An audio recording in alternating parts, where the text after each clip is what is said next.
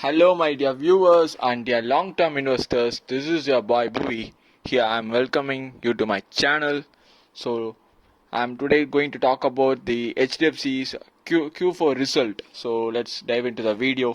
So, HDFC Bank's net profit, which rise 31.7% to 16,512 crore, while its net interest income, which is the income earned from assets minus the interest paid to the depositors, is a net interest income, which is 29,080 crore rupees. So if you take its margin, which is a net interest margin, it is at 3.44%. In the preceding quarter, which is Q3, it had a 3.4% margin. It just rose 4 basis point, but the profits have surged. But how? Which is because they sold some stake in its subsidiary company HDFC Credila, which famously gives loan to loan to students who have to finance their education. So they sold some stake in this company. So that made it's a one-time payment, so that it reflected in the surge of profits. But also they said the amount which they availed from stake sale was nullified by the surge in provisions, the floating provisions, which is 10,900 crore. So in the Q4, they secured deposits worth of 1.66 trillion rupees. 1 trillion equal to 1000 billion. So let's let you calculate it. Of this 1.66 trillion of deposits, 1.29 trillion was collected from retail customers. So in this case, its net interest margin was not moving in upward trajectory. It will be a major hindrance to move the needle of the price of the stock of HDFC. To really move the price of the stock, to really move the price of this stock, the margin should be at least at 3.8%, which is, I'm speaking about net interest margin. Let's compare to, if you compare to other peers or PSU banks, it is far better. It's India's biggest private bank. So, but if we compare it with its peers, let's say ICICI, Hdfc, they are far more thriving than this bank, which is they are growing rapidly, especially Hdfc Bank. So its Q4 profit is 16,512 crore. Its Q3 profit, which is 16,373 crore, which if you compare to quarter on quarter, it's just a minimal rise. As we say, the stake sales value is 7,340 crore rupees. For the full financial year, the 4 quarters consisting of that is the financial year's whole profit is 64,060 crore. So whatever the bank might be, big or small, the main matter is net interest margins and its quality of assets. In this case, the net interest margin is equal to its PSU peers, which is government banks. So to move to the really private bank standards, it should be above 3.8, which fairly in 4% region. So its retail loan book, which doubled, which is 108.9% growth, which is a whopping number. So its overall advances, which is loans which they provided, surged 55.4%, which is a good number.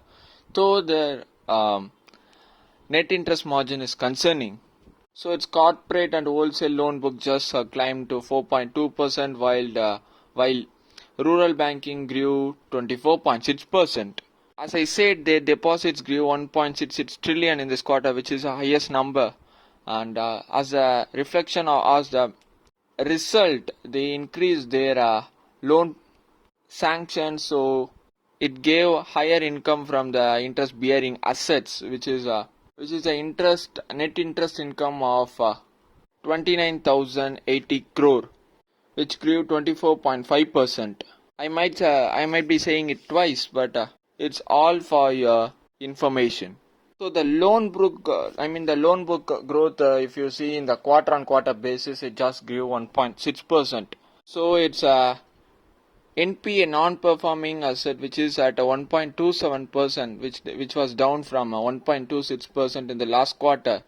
So the net NPA, which is the NPA after subtracting the provisions which are all provided, comes at 0.33% compared to 0.31%.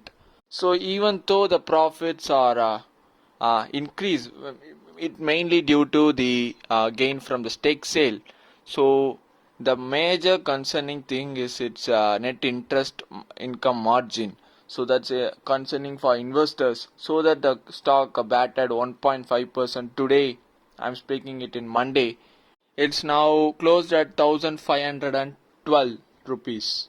And also its CEO Jagadish Sashidhar said that he is going to give a 1.5k crore of ex gratia payment to their employees due to their consistent and efforts to make a company a good place to work. So it's like a bonus to the employees. I'm applauding it because without employees, no company can survive. So in this case, it merged with Hdfc Limited. So it's a good act to feign in employees to work better. The board approved a final dividend of 19.5 rupee. If you own the share before May 10 of 2024, you are eligible to enjoy the dividend of 19.5 rupee. And one more last news is about which made me too curious to think about the wage loss, and I mean unemployment rate in India is shrinkage of headcount in top IT firms in India, which includes TCS, Infosys and Wipro. These are all the companies which released its Q4 earnings report. So in TCS, year on year the headcount was reduced to 13,249 crore, while in quarter on quarter basis 1,759 employees. So it's a staggering amount. In Infosys, which is 25,994 rupees, persons quarter on quarter, while in year on year, in quarter on quarter basis it went to 5,423 people. In Wipro, in quarter on quarter basis it went to 24,516 people. In quarter on quarter basis 6,180 people were resigned or laid off. So totally it comes around 64,000 of employees were laid off in India, in which is a top IT firms. In if you add some startups, especially Paytm and Byju's, it will be a mind-boggling amount. So you should not see just only a laid off person. You should see some indirect laborers who are all working for them. A juice shop owner, a tea shop owner, a petrol bunk, a car driver, a auto driver, a person who running a tiffin shop.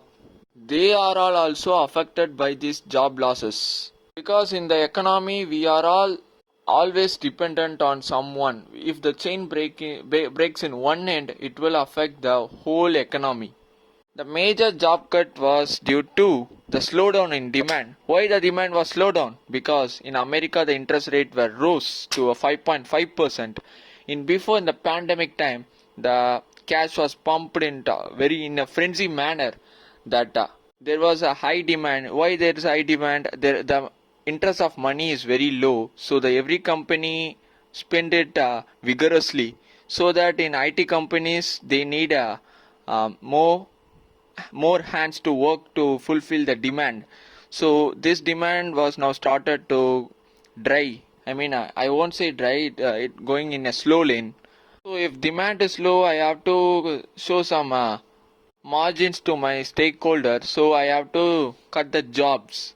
So as from an investor point of view, it will be very chill. It will be very enjoyable, so that because my margin is very great, my stock price will go in a upward momentum, in the trajectory. It will rise, appreciate. So from a common employee's point of view, it is a really cruel situation.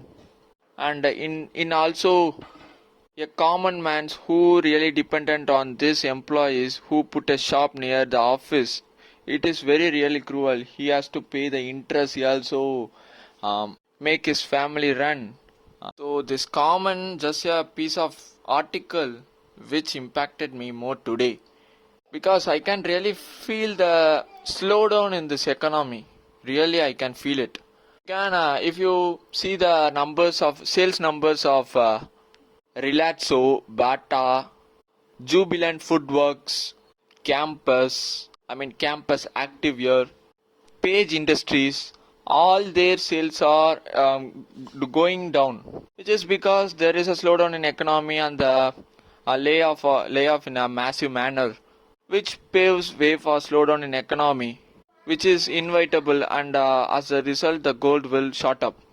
If the as this slowdown in demand tend to recover, the RBI will lose the monetary policy. In US also they will lose the monetary policy. As a result, they will print more money, so the gold will touch new high.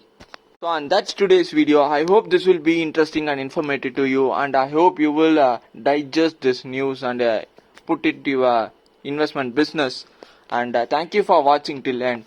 I hope you will like, share, subscribe and comment so that I can enhance my video.